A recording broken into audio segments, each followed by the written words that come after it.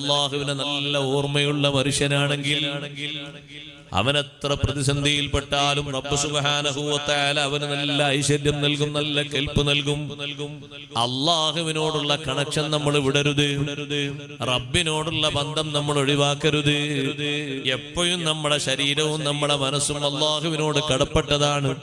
കാരണം ഈ ബോഡി നമുക്ക് എന്ന് പറയുന്നത് ഒരു വാടകയാണ്. ഇതിന്റെ ഉടമസ്ഥൻ, ഇതിന്റെ ഖാലിഖ് റബ്ബ് സുബ്ഹാനഹു വ തആലയാണ്. എന്റെ ശരീരം എന്റെ കഴിവുകൊണ്ട് വളർന്നതല്ല, ഞാൻ ഉദ്ദേശിച്ചിട്ട് വികസിച്ചതല്ല. മാറ്റങ്ങൾ എന്റെ സംഭാവനയല്ല.